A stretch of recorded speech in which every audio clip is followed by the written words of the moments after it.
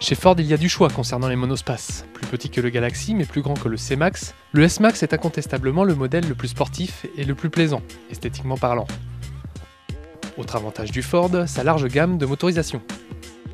Sous son capot, nous trouvons le TDCi 140 déjà présent sur d'autres modèles de la marque. Il est ici associé à la très convaincante boîte de vitesse à double embrayage PowerShift.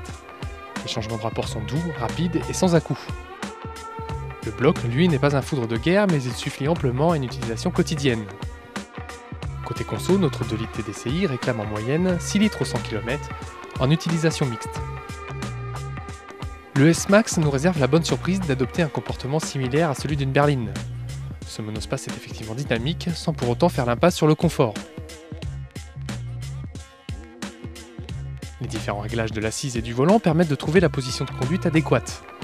Concernant les finitions, ces dernières sont de bonne qualité. En revanche, elles sont un peu moins flatteuses au niveau de la console centrale.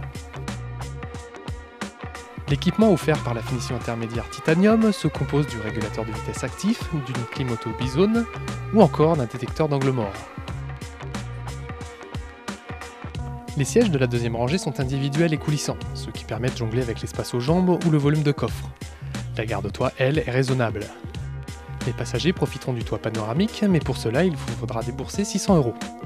Tout à l'arrière, vous trouverez 2 sièges supplémentaires, logés sous le plancher du coffre. Ces places peuvent effectivement dépanner, mais pas plus. Le volume de coffre, quant à lui, varie selon les assises. Comptez 234 décimètres3 en configuration 7 places et 800 décimètres3 en mode 5 places. Notre Ford S-Max, équipé de la finition Titanium et du TDCi 140, couplé à la boîte PowerShift, est affiché à 35 700 €.